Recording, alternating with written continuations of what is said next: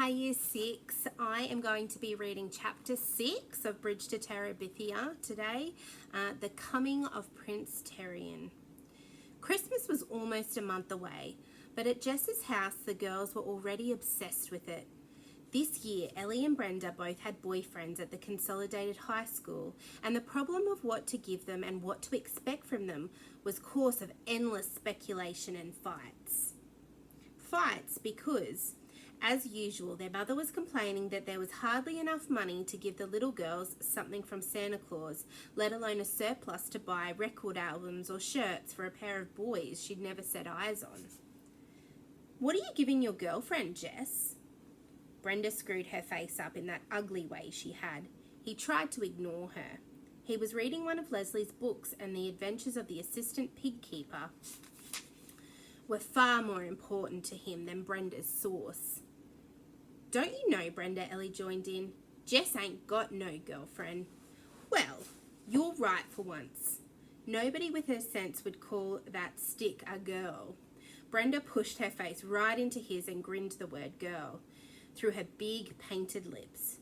Something huge and hot swelled right up inside of him, and it hadn't jumped out of the chair and walked away, he would have smacked her. He tried to figure out later what had made him so angry. Partly, of course, it made him furious that anyone as dumb as Brenda would think she could make fun of Leslie. Lord, it hurt his guts to realise that it was Brenda who was his blood sister, and that really, from anyone else's point of view, he and Leslie were not related at all. Maybe, he thought, I was a foundling like in the stories. Way back when the creek had water in it, I came floating down in a wicker basket waterproofed with pitch. My dad found me and brought me up here because he'd always wanted a son and just had stupid daughters. My real parents and brothers and sisters live far away, farther away in West Virginia or even Ohio. Somewhere I have a family who have rooms filled with nothing but books and who still grieve for their baby who was stolen." He himself shook back to the source of his angst. He was angry too, because it would soon be Christmas and he had nothing to give Leslie. It was not that she would expect something expensive. It was that he needed to give her something as much as he needed to eat when he was hungry. He thought about making her a book of his drawings. He even stole paper and crayons from school to do it with. But nothing he drew seemed good enough, and he would end up scrawling across the half-finished page and poking it with one of into the stove to burn up. By the last week of school before the holiday, he was growing desperate. There was no one he could ask for help or advice. His dad had told him he would give him $1 for each member of the family, but even if he cheated on the family presents, there was no way he could get enough to buy Leslie anything worth giving her. Besides, Maybelle had her heart set on a Barbie doll, and he had already promised to pool his money with Ellie and Brenda to buy that. Then the price had gone up, and he found he would have to go over into everyone else's dollar to make up the full amount for Maybelle. Somehow this year, Maybelle needed something special. She was always moping around. He and Leslie couldn't include her in the activities, but that was hard to explain to someone like Maybelle. Why didn't she play with Joyce Ann? He couldn't be expected to entertain her all the time. Still, she ought to have that Barbie. So there was no money. He seemed paralyzed in his efforts to make anything for Leslie. She wouldn't be like Brenda or Ellie. She wouldn't laugh at him no matter what he gave her. But for his own sake, he had to give her something special that he could be proud of.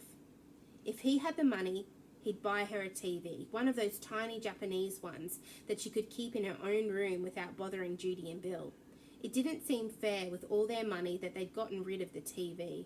It wasn't as if Leslie would watch the way Brenda did, with her mouth open and her eyes bulging like a goldfish hour after hour.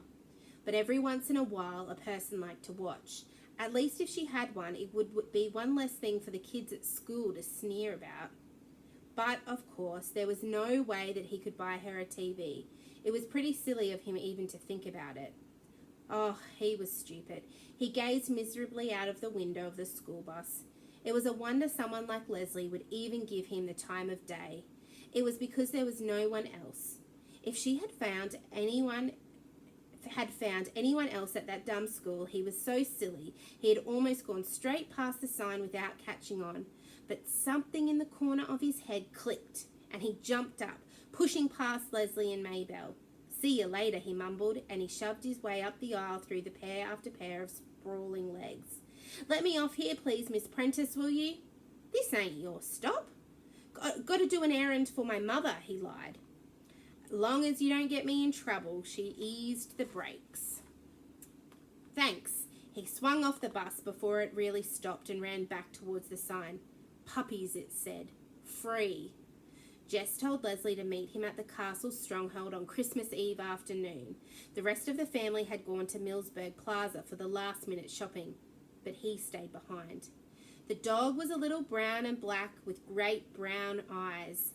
Jess stole a ribbon from Brenda's drawer and hurried across the field and down the hill with the puppy squirming in his arms. Before he got to the creek bed, it had licked his face raw and sent a stream down his jacket front, but he couldn't be mad. He tucked it tightly under his arms and swung across the creek as gently as he could. He could have walked through the gully. It would have been easier, but he couldn't escape the feeling that one must enter Terabithia only by the prescribed entrance. He couldn't let the puppy break the rules. It might mean bad luck for both of them. At the stronghold, he tied the ribbon around the puppy's neck, laughing as it backed out of the loop and chewed at the ends of the ribbon. It was a clever, lively little thing, a present Jess could be proud of. There was no mistaking the delight in Leslie's eyes. She dropped to her knees on the cold ground, picked up the puppy and held it close to her face. "Watch it," Jess cautioned. "It sprays worse than a water pistol." Leslie moved it out of the way. "Is it male or female?" Once in a rare while there was something he could teach Leslie. "Boy," he said happily. "Then we'll name him Prince Terrian and make him the guardian of Terabithia." She put the puppy down and got to her feet. "Where are you going?" "To the grove of the pines," she answered. "This is a time of greatest joy." Later that afternoon, Leslie gave Jess his present. It was a box of watercolours with 24 tubes of colour and 3 brushes and a pad of heavy art paper. "Oh my goodness," he said. "Thank you." He tried to think of a better way to say it, but he couldn't. "Thank you," he repeated. "It's not a great present like yours," she said humbly, "but I hope you like it." He wanted to tell her how proud and good she made him feel, like the rest of Christmas didn't matter today because today had been so good. But the words he needed weren't there. "Oh, yeah," he said. Then he got up to his knees and began to bark at the dog. The puppy raced around him in circles, yelping with delight. Leslie began to laugh. It egged Jess on. Everything the dog did, he imitated, flopping down at the last with his tongue lolling out. Leslie was laughing so hard she had trouble getting the words out. You're crazy. How will we teach him to be a noble guardian? You're turning him into a clown." "Ruff," wailed Prince Terrian, rolling his eyes skyward. Jess and Leslie both collapsed. They were in pain from the laughter. "Maybe," said Leslie at last, "we'd better make him Court Jester." "What about his name?" "Oh, well, let's keep his name. Even a prince." This in his most Terabithian voice. "Even a prince may be a fool." That night the glow of the afternoon stayed with him. Even his sisters squabbling about what presents were to be opened did not touch him. He helped Maybelle wrap his wretched little gifts and even sang Santa Claus is Coming to Town with her and Joyce Ann. Then Joyce Ann cried because they had no fireplace and Santa wouldn't be able to find the way. But suddenly he felt sorry for her going to Millsburg Plaza and seeing all of those things and hoping that in some guy in a big red suit would give her all of her dreams. Maybelle, at 6, was already too wise. She was just hoping for that silly Barbie. He was glad he had splurged on it. Joyce Ann wouldn't care that he only had a hair clip for her. She would blame Santa, not him, for being cheap. He put his arm awkwardly around Joyce Ann. "Come on, Joyce Ann, don't cry. Old Santa knows the way. He doesn't need a chimney, does he, Maybelle?" Maybelle was watching him with her big, solemn eyes. Jess gave her a knowing wink over Joyce Ann's head. It melted her. "Now, Joyce Ann, he knows the way." No, Joyce Ann, he knows the way. He knows everything." She squenched up her right cheek in a vain effort to return his wink. She was a good kid. He really liked old Maybelle. The next morning, he helped her dress and undress her Barbie at least 30 times. Slithering the skinny dress over the doll's head and arms and snapping the tiny fasteners was more than her chubby 6-year-old fingers could manage. He had received a racing car set, which he tried to run to please his father. It wasn't one of those big sets that they advertised on TV, but it was electric, and he knew his dad had put more money into it than he should have. But the silly cars kept falling off at the curves until his father was cursing at them with impatience. Jess wanted it to be okay. He wasn't so much for his dad to be proud of his present, the way he, Jess, had been proud of the puppy. It's really great, really. I just ain't got the hang of it yet. His face was red and he kept shoving his hair back out of his eyes as he leaned over the plastic figure 8 track. It's cheap junk. His father kicked at the floor dangerously near the track. Don't get nothing for your money these days. Joyce Ann was lying on her bed screaming because she had yanked the string out of her talking doll and it was no longer talking.